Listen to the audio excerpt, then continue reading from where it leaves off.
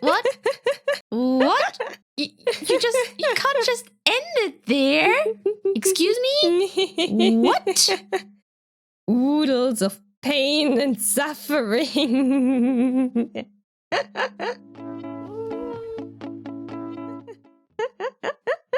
Will you stop that already? Give me a sec.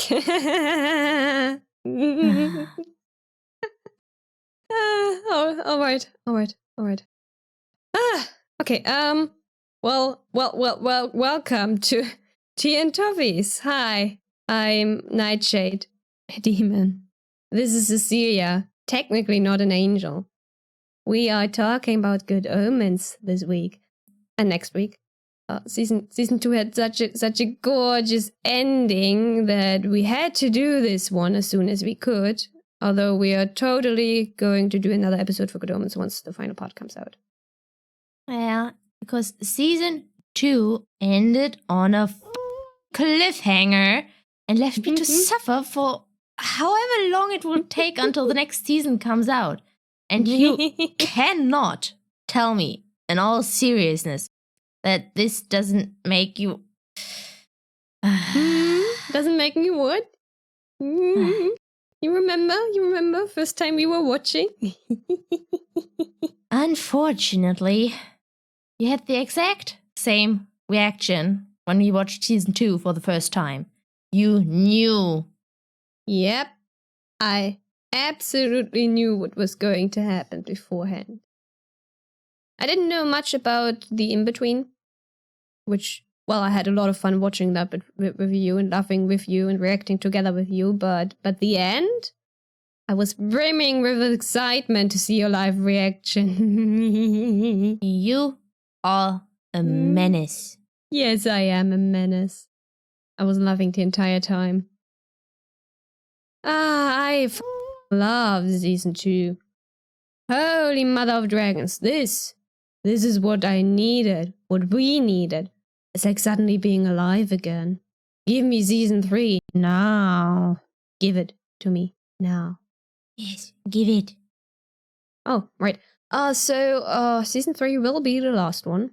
It will probably happen, but the strikes make things complicated. You might want to look into those strikes if you haven't already. We'll not discuss them here. If for whatever reason season 3 won't happen, Neil said he'd finish the story in a different medium.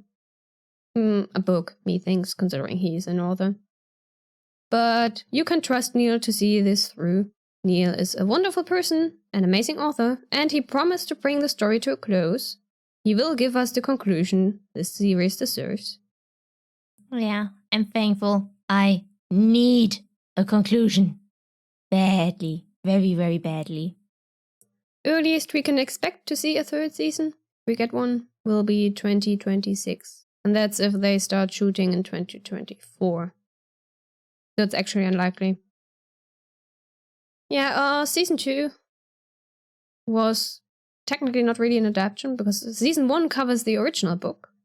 And season 3 will hopefully, probably, cover what could have been a sequel that was never written by Neil and Terry. Yeah, season 2 is just what happens in between the original book and the could have been sequel. Alright. I have way too many notes, so yeah, we're doing this in 2 parts. We're not actually going even to cover season 2 this episode. It's all about the original book and season 1. Next week, we shall go over season 2 and that heart-wrenching final episode in particular. Because, like, I've got opinions and theories and so much analysis stuff. And I'm just along for the ride. Nothing new there. So, this is a story about an angel and a demon who have been in love with each other for centuries but still can't get their shit together. It's a slow burn. A very, very slow burn. The slowest burn of them all. Let's go over some dates and technicalities. So the book came out in 1990. Season 2 Season 1, sorry. Season 1 came out in 2019.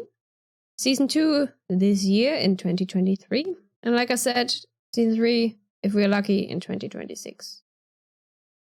The book and Season 1 were about an angel and a demon being in love and too incompetent to help prevent the apocalypse from happening, so everyone else has to do it for them. Season 2 is about an angel and a demon being in love and too incompetent to help this amnesiac angel and also probably communicate with each other while they're at it, so everyone else has to do it for them. As one does. Yeah. Basically, before Season 2 came out, Neil promised us that it would be quiet, gentle, and romantic. And we did get that. If you pretend the last 10 or 20 minutes or so don't exist. Season 3 will apparently be bigger, louder, and final. Oh, there's also a official graphic novel in the works. Planned to be released in summer 2024. It is based on the book, not the TV series. So we have stuff to look forward to. Right. The book. Surprise, surprise! We both read the book. But only because I kept nagging Cecilia about reading it. Yeah. And then you had to nag me to pick it up again because I stopped in the middle. To be fair, the part where you put it down was the tedious middle part. I have notes on that part. We'll get to it. So, Cecilia did read the original source material for once, but I'm still going to take over this entire section. Because why would it be any other way? Why indeed? Well, there aren't really any major differences between the book and the first season of the TV series. Only some minor ones. And some nice additions, either way. Like, the book has some nice additions, the TV series has some nice additions. There are 2 versions of the book. Well, more technically, but like the important original versions. There are 2 of them. One with a white cover and a demon. Authors listed as Neil Gaiman and Terry Pratchett. And one with a black cover and an angel. Authors listed as Terry Pratchett and Neil Gaiman. My ebook version actually contains both covers. Could you perhaps explain why there are 2 covers? Because then, if the bookshop sorts by author, you could find Good Omens in 2 different parts of the bookshop. But only if they sort by author. At the time it was written, neither Neil nor Terry were world famous yet. Which is kind of odd to think about because these days they are really, really popular authors. May Terry Pratchett rest in peace. Oh yeah.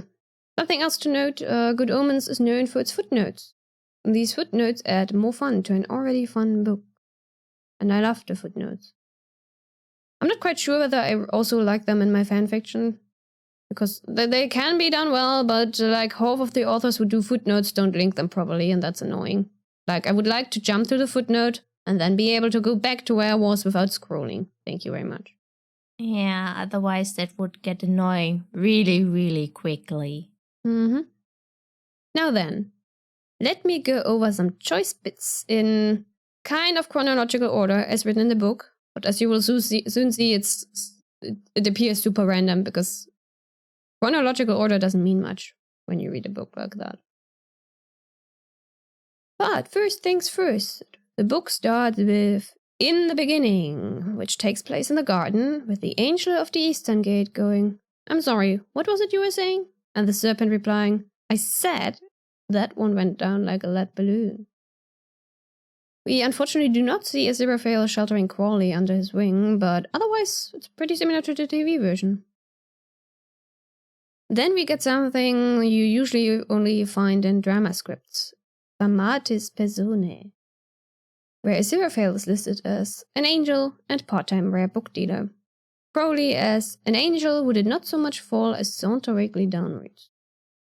Also worth mentioning is Madame Tracy, painted Jezebel, mornings only, Thursdays by arrangement, and medium.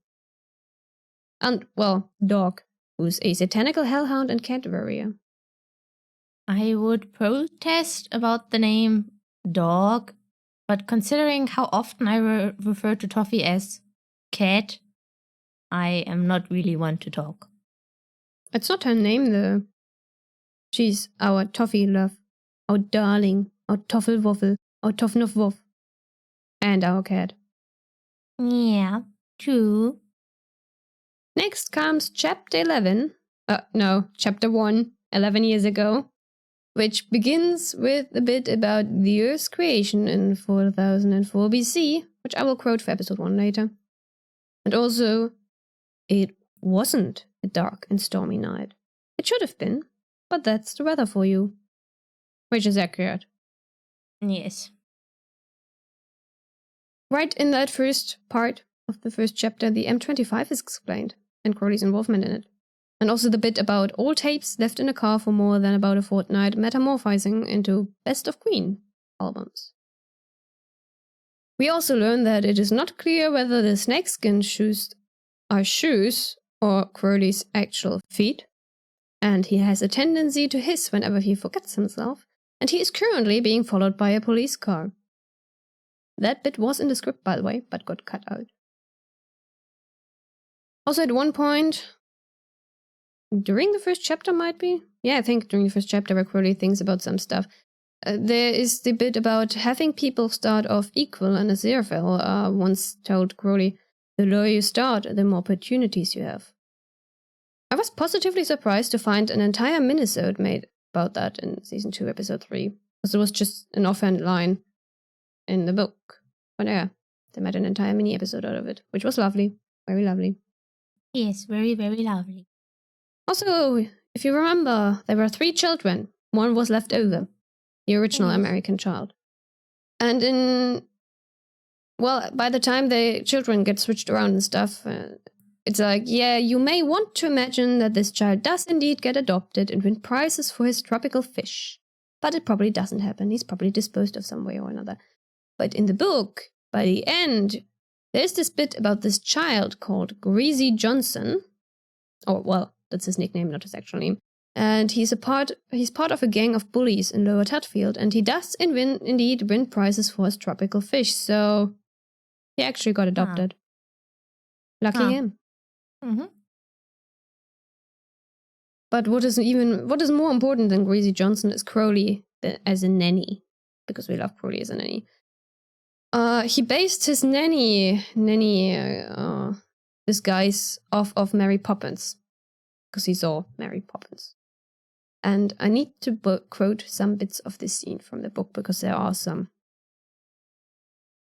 Something about her might have said nanny, but it said it in an undertone of the sort employed by British butlers in a certain type of American film.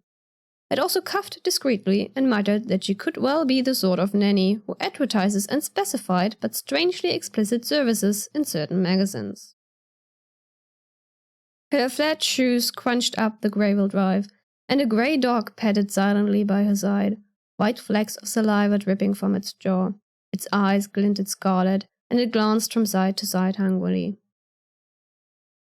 I am Nanny Ashtoreth, she told him being the butler. And this, she continued, while the grey dog at her side eyed the butler carefully, working out, perhaps, where it would bury the bones, is Verva. Which means Crowley probably got a hellhound to accompany him, but ooh, hot nanny. Mm-hmm. When Warlock is 6 years old, his nanny leaves, and the gardener hands in his resignation the same day. I'm sure that didn't start any rumors. And then Warlock from then on found himself being educated by 2 tutors, Mr. Harrison and Mr. Cortez, who are very peculiar tutors. It is technically not stated directly, but very heavily implied that these people are Crowley and Aziraphale. So they were his nanny and gardener up until he was 6, and then his tutors until he was 11. Influencing the child. Indeed. Now, from 11 years ago to present time. Do you remember the part where Crowley runs over Anathema? And she's super wary of him and Aziraphale because these people are weird and her bike did not have any lights or gears. It's what is happening? And then they drop her off and Crowley says, "Get in, Angel," and they drive off. In the book, it says, from Anathema's POV, that explained it. He had been perfectly safe after all. Which Neil confirmed when Crowley says "get in, angel," that does indeed make Anathema think they're gay, and that's why she was safe after all. I do remember that, but I think I didn't interpret it that way back then. Gasp! How am I the one who gets the subtext? And you, the human being with actual emotions, doesn't? I don't know. It just is that way. That's odd. No, I read that, and the first time I read that, I was like, she thought they were gay. And then a few weeks ago, I saw a Tumblr post from Neil where he confirmed that this is indeed what happened. I was like, wait, some people didn't get that? Huh. Yes, some people didn't get that. Because one of my favorite quotes from the book, many people meeting Aziraphale for the first time formed 3 impressions: that he was English, that he was intelligent, and that he was gayer than a tree full of monkeys on nitrous oxide. 2 of these were wrong. Heaven is not in England, whatever certain poets may have thought, and angels are sexless unless they really want to make an effort. So, everyone thinks Aziraphale is gay. I love this. We'll get back to this. But yeah. Yeah. Aziraphale is definitely gay, and since Crowley calls him angel, yes. No, they're technically not gay, because of course you can't be gay if you're not male presenting, technically, definition-wise, although we love to call everyone gay, even lesbians. Gay is gay. You're not straight, you're gay. Anyway, we have a section on that in episode 2 of our Good Omens discussion. So wait until next week. But yeah, the middle of the book kind of stretches, a bit tediously so, which is where Cecilia gave up for a bit. But the TV series gave us ineffable husbands through the ages to make up for it. It's lovely. Yes, it's very, very lovely. We will address that in the episode commentary. There's a story behind the Mona Lisa sketch we see in Crowley's flat, by the way. The one behind which he hides the holy water. But I'm not gonna tell you that. You have to go and read the book to find out. But it's a really cool story. And then, remember the 4 horsemen? How could you not remember them? There are also other 4 horsemen. They unfortunately got cut, but they're in the script book. They were even cast. These are human bikers. They ride with the 4 horsemen. And they are, oh dearie me, grievous bodily harm, embarrassing personal problems, things not working properly even after you've given them a good thumping, but secretly no alcohol lager, cruelty to animals, and really cool people. Mm-hmm. And they might or might not die because of fish raining from the sky, and they might or might not drive straight into a pile of fish.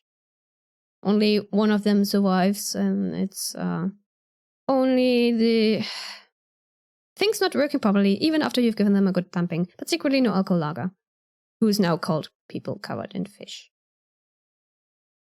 There was actually a raining fish scene planned even after they cut out the other 4 horsemen, but that one got cut as well. I find it a bit sad that they were cut out because I really like them in the book. They were fun. Yes, they were. Oh, that reminds me.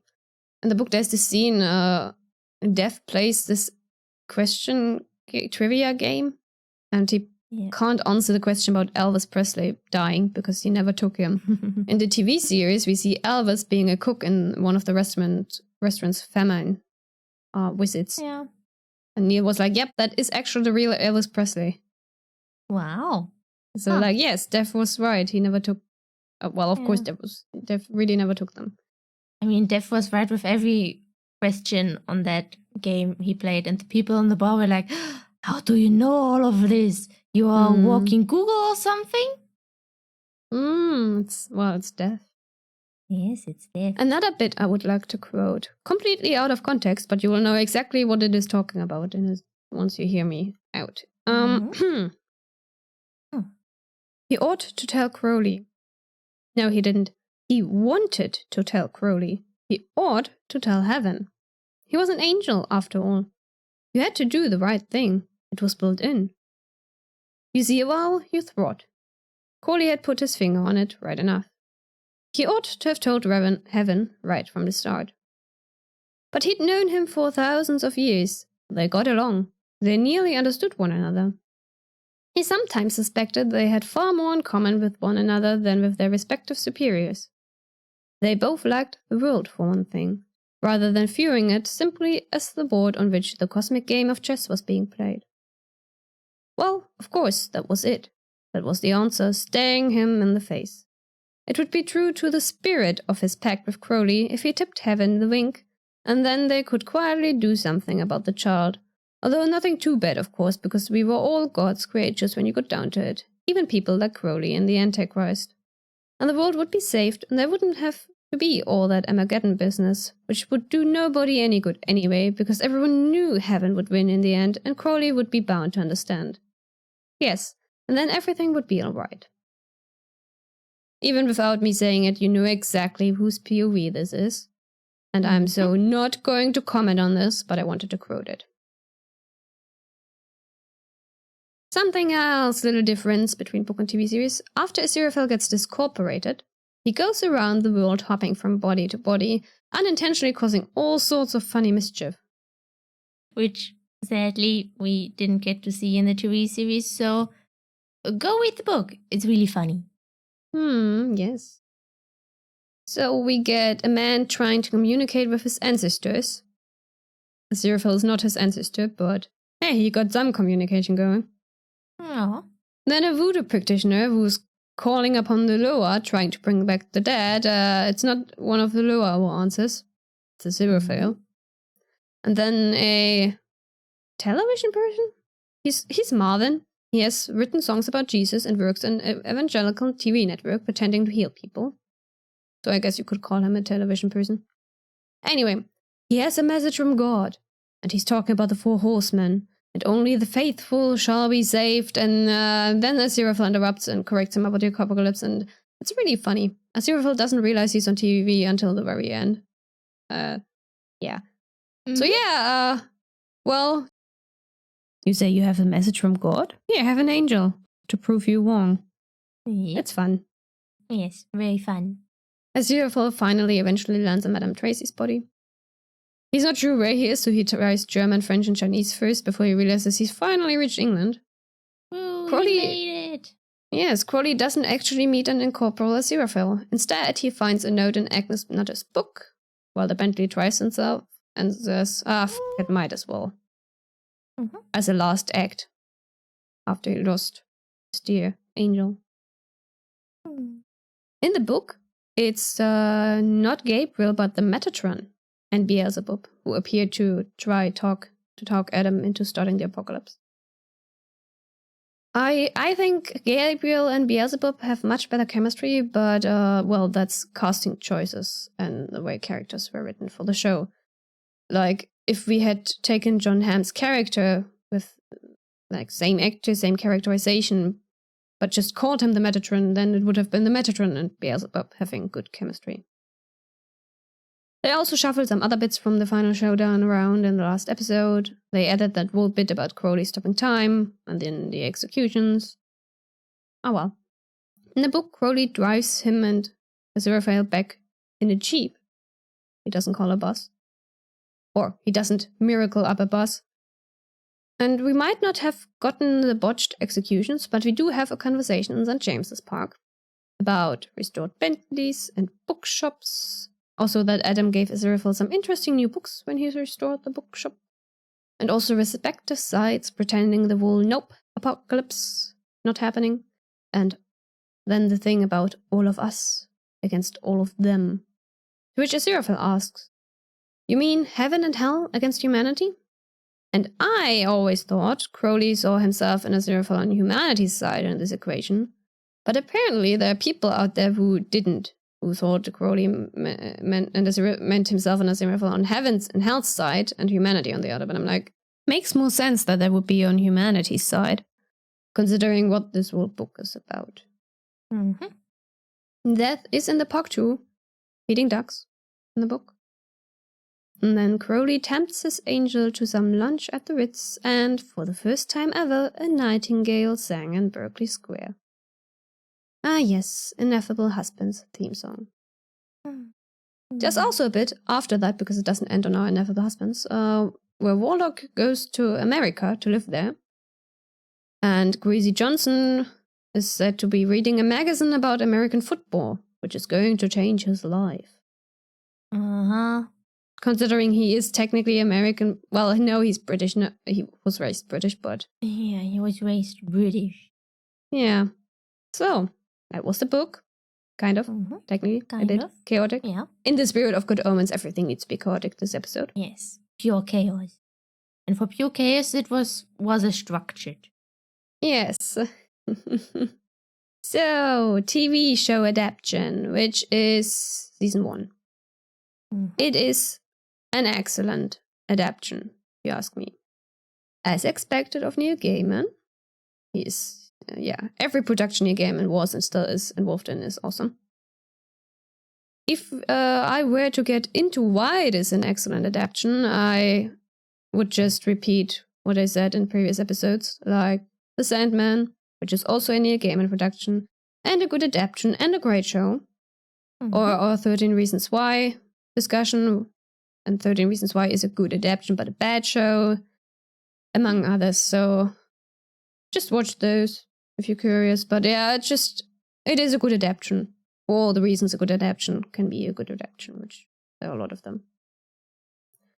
So let me begin this part with some points from the Season 1 script book foreword, written by Neil Gaiman. As already mentioned, they had to cut out quite a few things, unfortunately. Some of them are in the script book, like the other 4 horsemen, but not all of them are in the script book. Like, I would have loved to see, or at least read about Raining Fish and Aziraphale setting up his bookshop in the late 18th century, and Angel's killer disco halos, which... Yeah. I'll talk about that in a second. So, yeah, there is stuff that happens in the books, but not the TV show. I already went over that. And there's stuff that happens in the TV show, but not the book. Like episode 3's super long intro that we will get into later. And what did not appear in the book, but in the TV show, is the angels. Metatron is the only angel we see from the Lord in the book. According to Neil, the angels would also have appeared in the film. But yeah. And of course the sequel they never wrote. So if Neil and Terry had written a sequel book, the angels would have been there, but they were not in the first book. So the film that never came to be, we are glad it never came to be, it would have been super weird.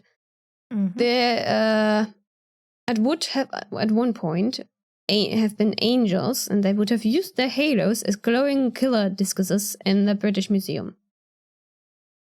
Basically, this is what Aziraphale does end up doing in season 2. Also, the film company wanted Aziraphale to work for the British Museum, which is why this happens in the British Museum, and Crowley would have owned a nightclub for some reason. Okay. Yeah, I would have loved to see more glowing killer discs. Okay, something else that I absolutely need to mention here. Something I had totally forgotten about by the time season 2 was released.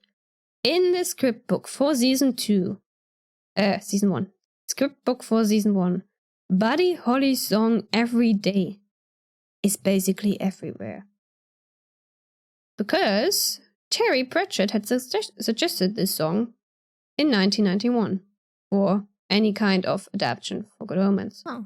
It was going to be the show's theme song, but then the composer came up with the Good Omen themes we all know and love. But yeah, this is very noteworthy that the song was around since 1991.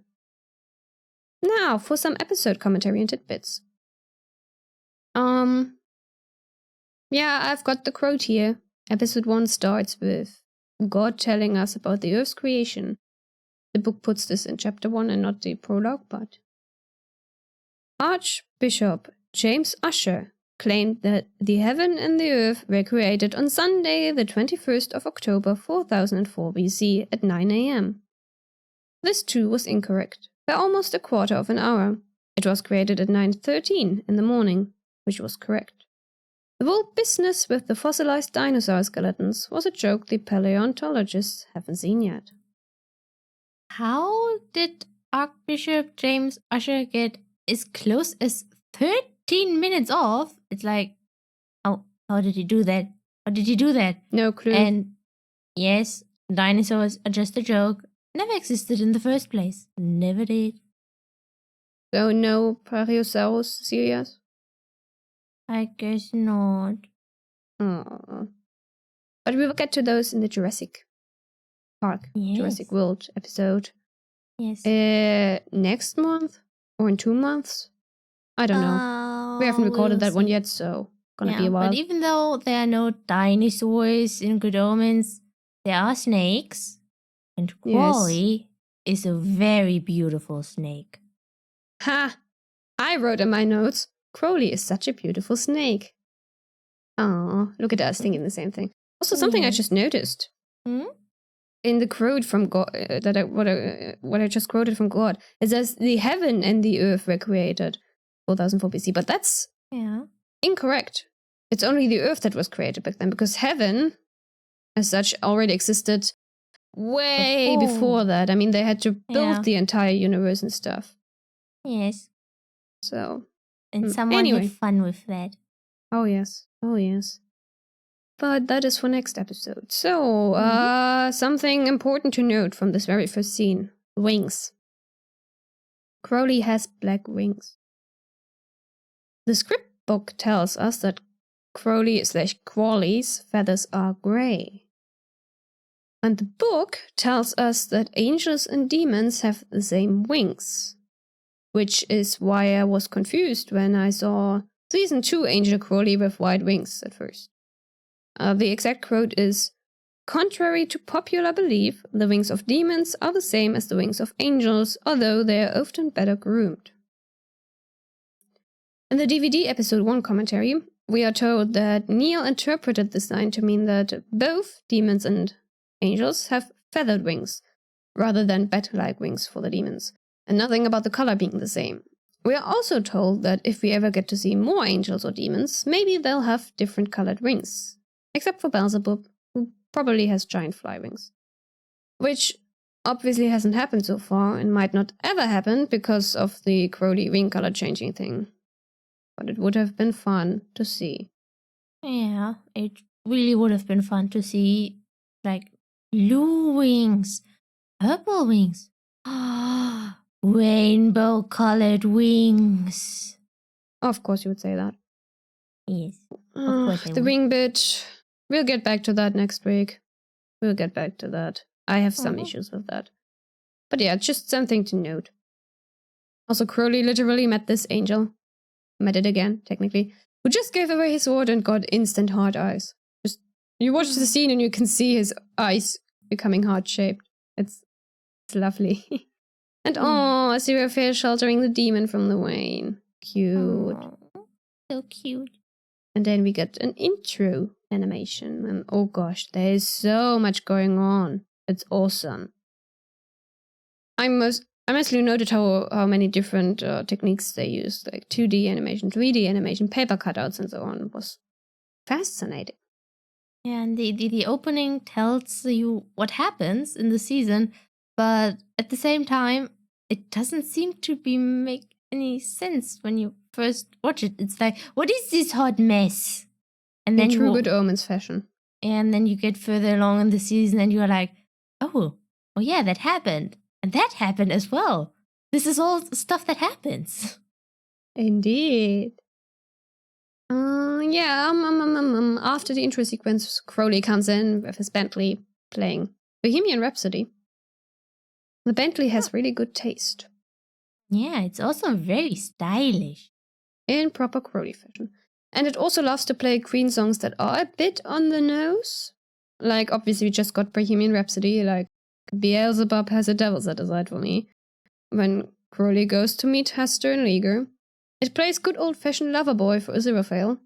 It plays Bicycle for when they run over Anathema on her, well, bicycle.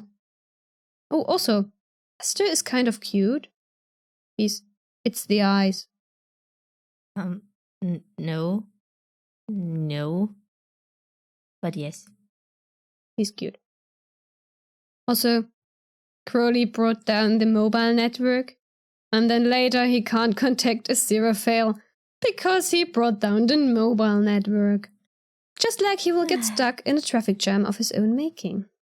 Yeah, he deserved that one because taking down the mobile network is evil. Yes, it is. And we meet Gabriel talking to Aziraphale. He's such a lovely character. Stuck-up boss that no one likes. I like him. Also, nice eyes. Nice purple. And in season 1, at least for me, they were very subtle and I didn't notice. Or I remember that you were surprised about his eye color when we watched season 2. yes, I was very surprised. But watching season 1 again, yes, it's there. I should have noticed. Or maybe I did notice and just forgot. Possible. I like that things go sideways in this book and show, and it's because people being people, you know? Fundamentally flawed. And the Antichrist just ends up in the wrong room and winks are misinterpreted. Oh, yes. I love the way Aziraphale walks straight when we see him and Crowley go to the Bentley. Whereas Crowley saunters, swinging his hips left and right. And Aziraphale's just like, it's just the body language alone it's amazing. Good acting. Or then later, when they go to where the satanic nuns previously lived, Crowley walks over the grass, Aziraphale uses the road. Another interesting bit, Aziraphale snaps his miracles from above and Crowley from below. And also, like, look at them bantering and being in love in the scene. And then Crowley just watching his angel eat. And oh, by the way, in the script book, Aziraphale is the one who made the traffic warden's notebook combust, not Crowley. If you watch the scene, you don't really see who did it, but the script book clearly tells us that it was Aziraphale. He overdid it a bit. Which is fun. A bit. Yes. And then they go and get drunk on extraordinary amounts of alcohol. My point is, dolphins. The point is, they're in love. Yes, but also dolphins. Yeah, dolphins are horrifying. Yeah, and you know what else? Aziraphale looks horrendous in his Brother Francis getup. And Crowley looks good as a nanny. Yes, he looks fantastic. The script book tells us Nanny is sexy and domineering. Spicy. Yes, very much in line with the book, if you remember what I told you about Book Nanny earlier. Also, Crowley with a man bun. Nice. There's a scene in the park where Aziraphale does his magic trick. And now that we've got season 2, I'm like, oh, Crowley's getting flashbacks to the time he had to shoot his angel, isn't he? Oh dear, poor Crowley. Something I found curious, makes sense, considering, but there is no gun disaster at the birthday party, because there was an accidental gun acquisition on Warlock's part that ended in a miracle usage and a foot fight. We did get to see the foot fight, but not the gun acquisition. The gun stuff, it is both in the book and the script book, but didn't end up in the final TV show. I think Crowley actually gets soaked by the gun-turned-water gun at one point, and Aziraphale feels really guilty about that. Poor Crowley. Yeah, that happened. Also to note, Crowley is the one who revives the dead dove. Both in the book and the script book. It's Crowley who does that. Little quote out of context, Crowley says, "I know what you smell like," to Aziraphale, which oh. And on the matter of smell, how often is Crowley in the bookshop for Sanderson to be able to smell him? A lot. Quite. A lot. Yes. Moving on to the next episode. Crowley is not nice, you know? Crowley is not nice. He's not really great and no kiss. I'm gonna quote the script book for this. But he doesn't get to finish it. Crowley has grabbed him by the shirt collar, pushed him up against a wall. He pushes his face close to Aziraphale's. "Excuse me, gentlemen. I'm sorry if I'm breaking in on an intimate moment, but can I help you?" I'm like, oh, Crowley was this close to kissing the angel bastard. But Sister Loquacious had to interrupt. Yeah. And why did she have to interrupt?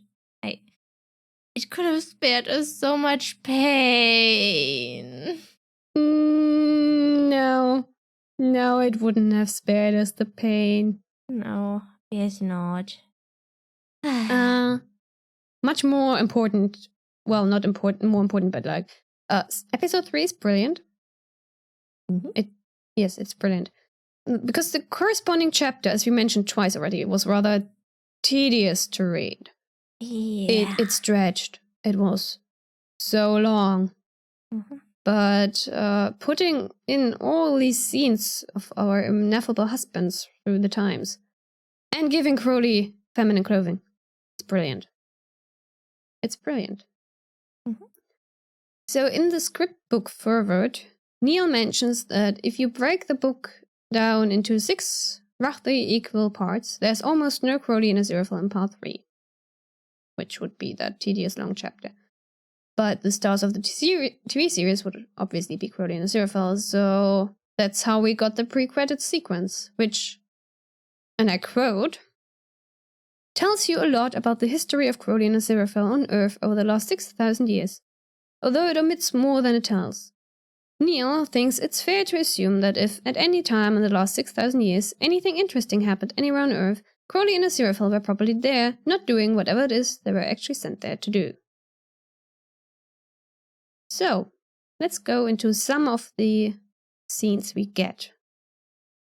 First of all, I need to mention, I love that the background cast is in accordance with the region they're in. Like for Mesopotamia and Golgotha, especially. Love that. Very accurate. Yes. Or, as far as I know, it's accurate. Not that I know much about human history, but yeah. Also, the cast is diverse in general, which is always a good thing. We'll get to the next episode as well. So much stuff. Yes, I can't wait for next episode. Mesopotamia. Interesting to note, behind Crowley are all the women, and behind Aziraphale are all the men.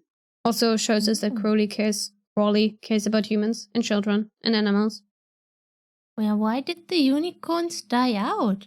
Because they only got one on the ship. The other escaped. Poor unicorns. Yeah, poor unicorns. Next, Golgotha.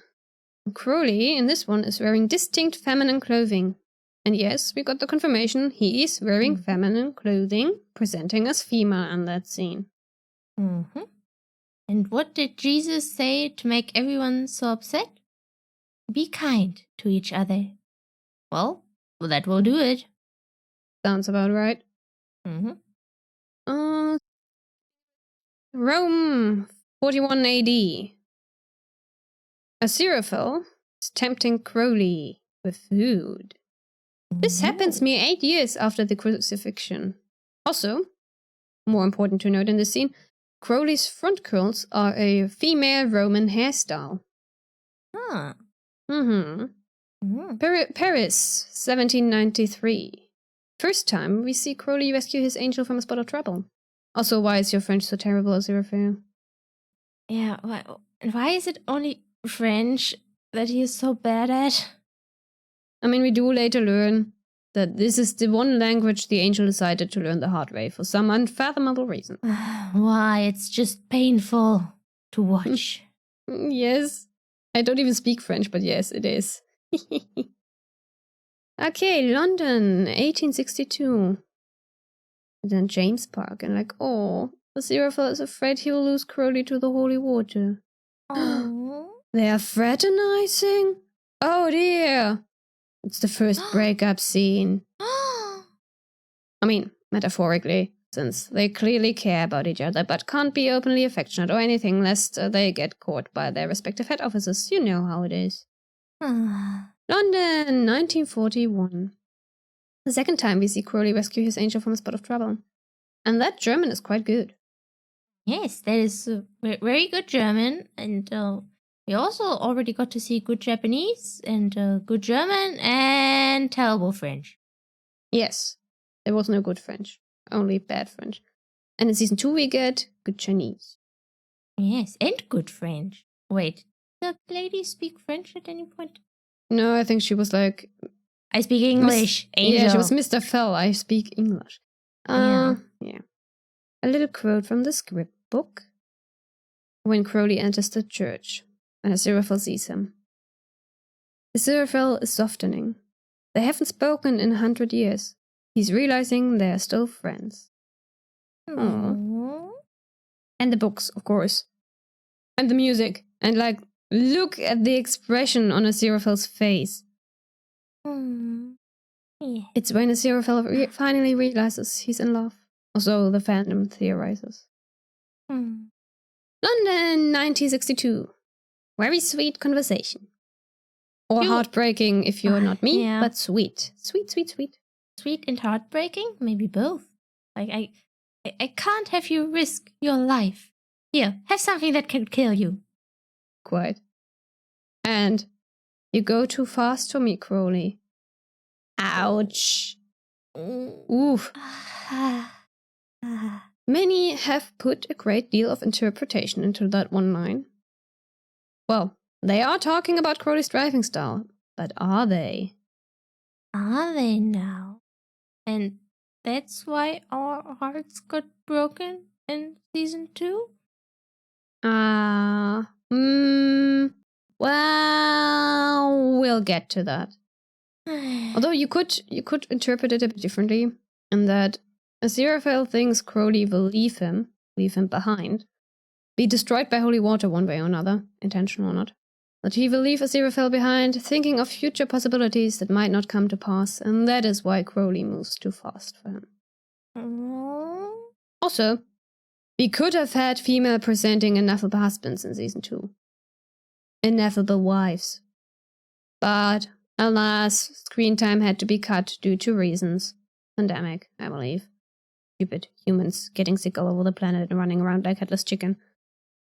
Oh well, you know, there's this fan comic floating around, as well as some very nice fanfics, where Aziraphale poses as Crowley's wife at some point in history, during one of those time periods with the super fancy dresses, like Regency era, Victorian, you know what I mean. Yeah, I know what you mean. And can we get that in season 3? I want that in season 3. We need that in season 3. Yes.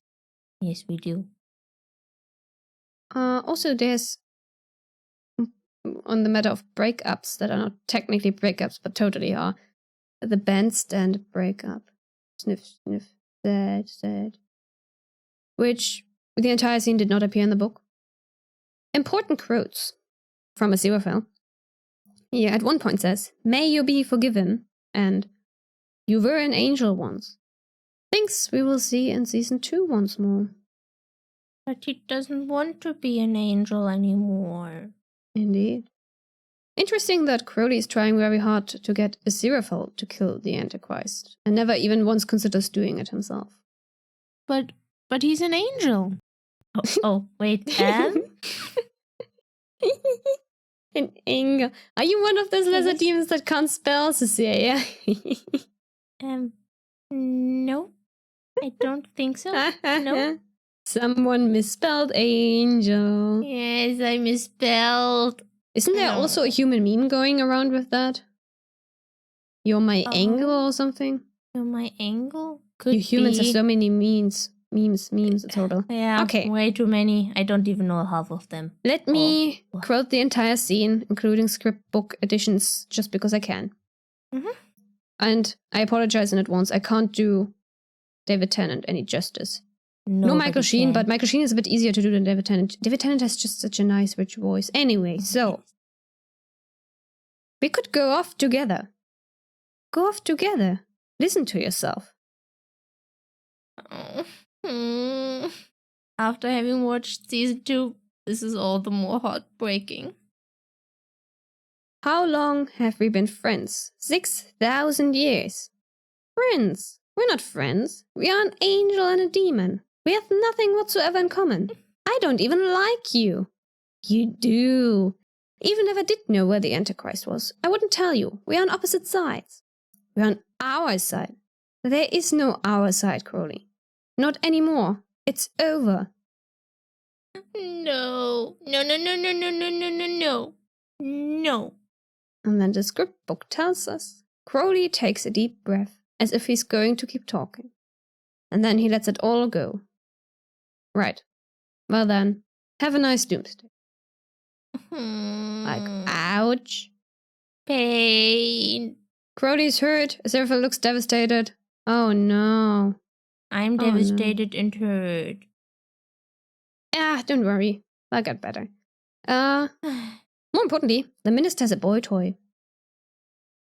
From the script book.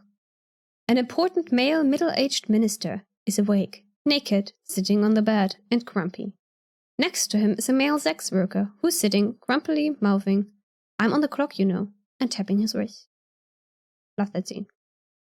Yeah, very nice scene. I also loved another scene because this is what I call clean power. A sherbet lemon is the source of it all. Sherbet lemon. Shoo! Go away, Dumbledore. Shoo!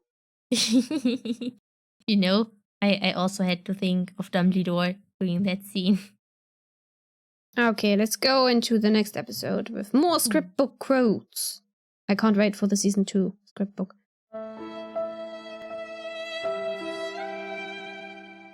In the street, Crowley grabs Aziraphale. Crowley thinks about something for a moment, comes to a decision. "I'm sorry, apologize. Whatever I said, didn't mean it. Work with me, I'm apologizing here. Yes? Good, get in the car." "What? No." "Forces of hell, they figured out that it was my fault. We can run away together. Alpha Centauri. Spare planets up there, nobody will notice us." Aziraphale shakes his head. "Crowley, you're being ridiculous. I'm quite sure that if I can just reach the right people, I can get this all sorted out." "There aren't any right people. There's just God, moving in mysterious ways and not talking to any of us." "Well, yes.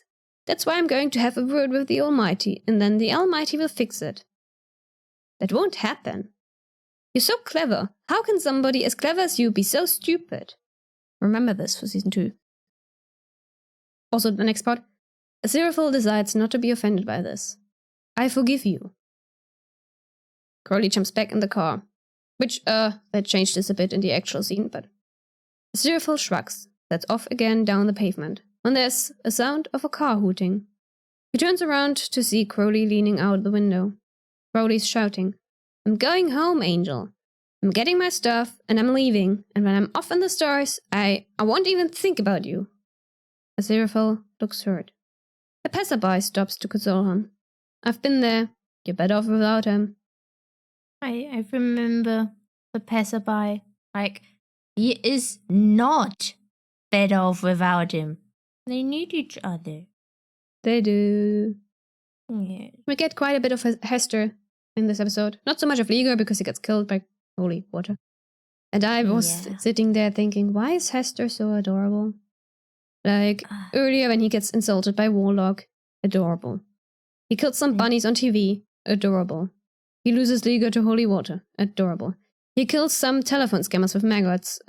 The maggots are not adorable, but Hester is.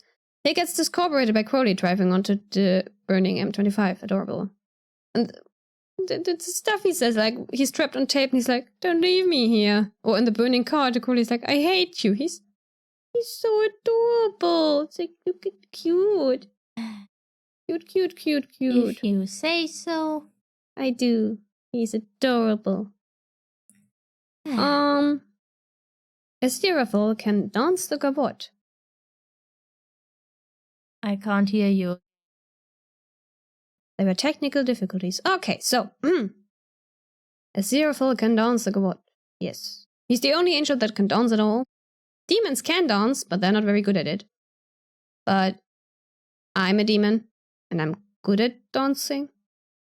Well, they do have all the good musicians down there? They do. Yes, they do. Script book quote of the, well, not day, of the episode. Next episode. Episode 5. On the verge of tears. Aziraphale? He picks up dark glasses and puts them on. They are melted, and the glass is shattered, and they are ridiculous. Right, I'm done. I've had it. I don't care about any bloody angels or humans or anyone. I hate you all. Somebody killed my best friend, and I don't even care who did it. Bastards. All of you. All of you. Aww. Poor Crowley. Poor Crowley. So sad. Yeah. And we get another one of those on-the-nose Queen songs. Find me somebody to love. And another bit to quote. Aziraphale. Incorporeal. Afraid I've rather made a mess of things. Did you go to Alpha Centauri? No, changed my mind. Stuff happened. I lost my best friend. I'm so sorry to hear it.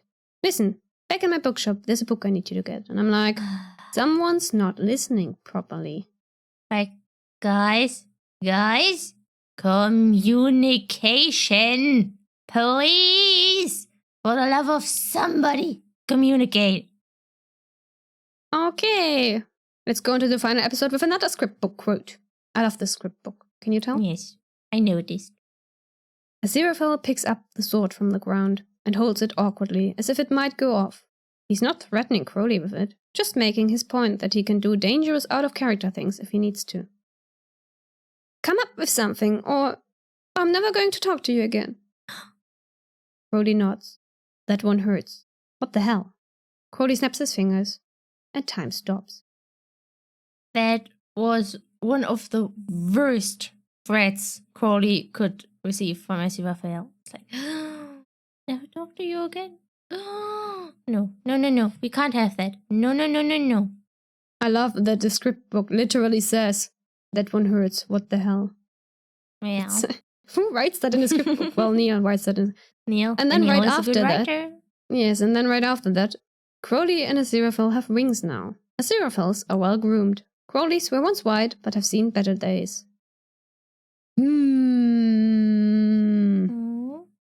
then it continues. Adam is close to us, looking at us. Crowley and Aziraphale are some distance away, seen over his shoulders.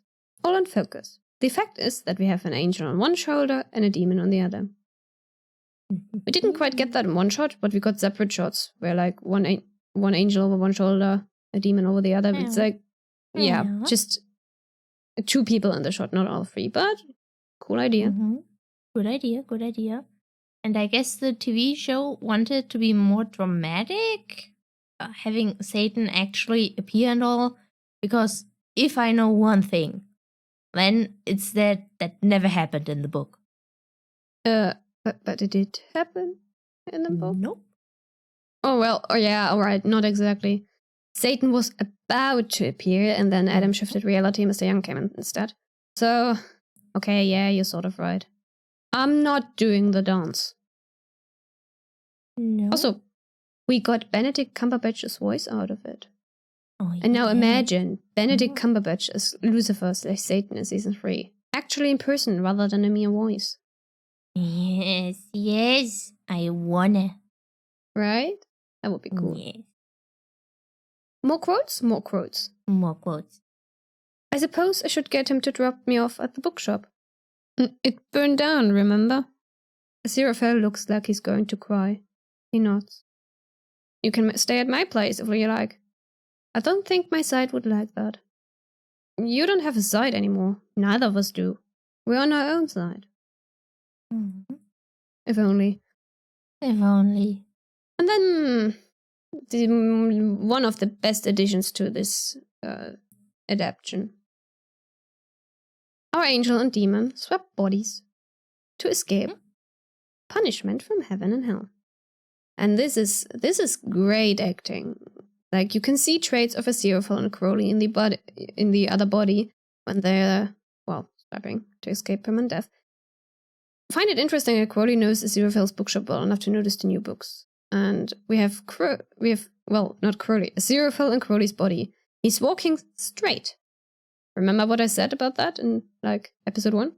Aziraphale walks straight, but he's using Crowley's body, and Crowley's body usually saunters.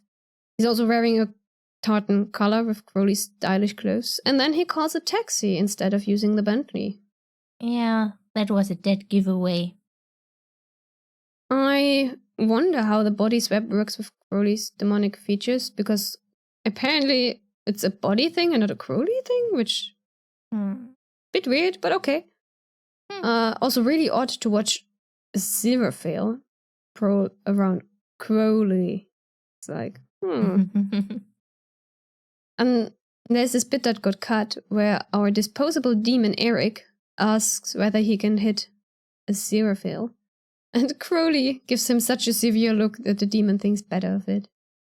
Yes. Oh yeah. Remember that, like, Crowley still wears his socks when he's in the holy water bath.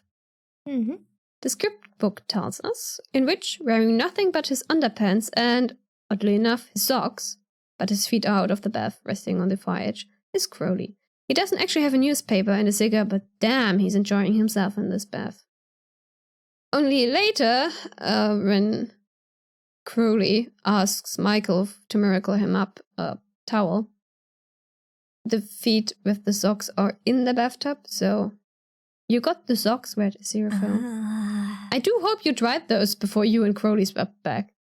Yeah, otherwise that might have been quite uncomfortable. Otherwise, Aziraphale might have gotten Crowley killed in accident.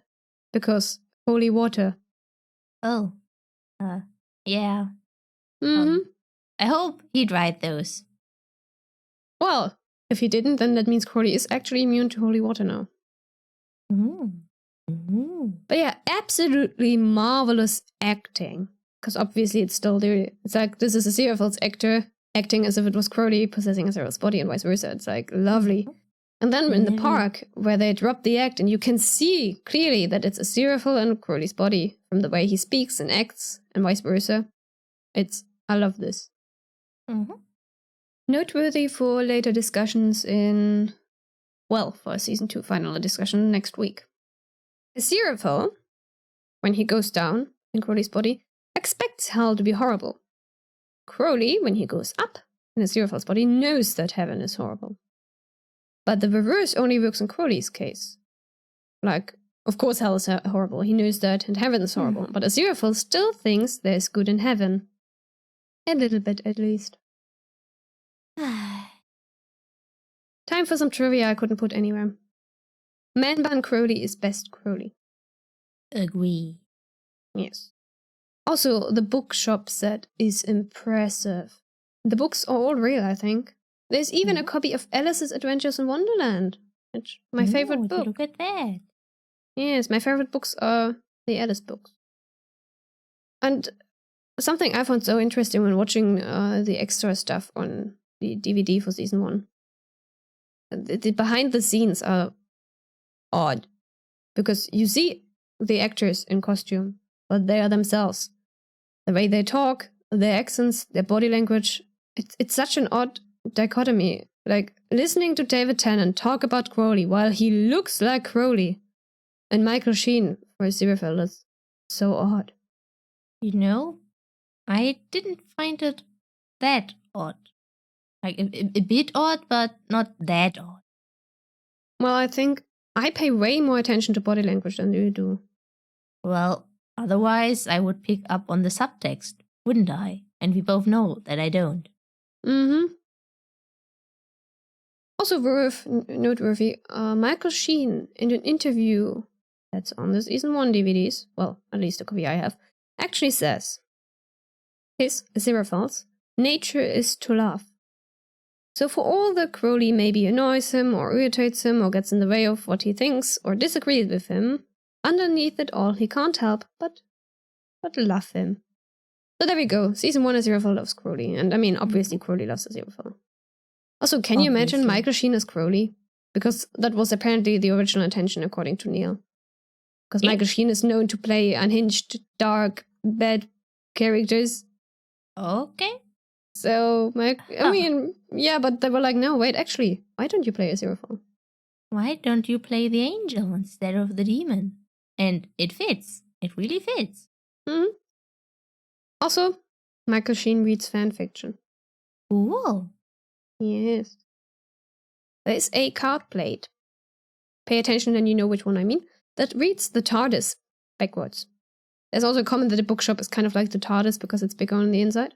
There's also a couple of BBC Sherlock references that I did not notice. They even wanted to get some Benedict Cumberbatch and Martin Freeman lookalikes for the background. I don't know whether they ended up doing it, I don't think so. There's also some Sherlock Holmes references and like so many other Easter eggs, and like I didn't notice a single one. There's so many Easter eggs, and you will never find them all. Never. You mentioned already that the acting is great, but it's like when there is not a single moment where you get taken out of a scene because of the acting, then the acting must be amazing, and it is gorgeous acting on all sides. Down to micro expressions, the body language, like yes, it's all awesome.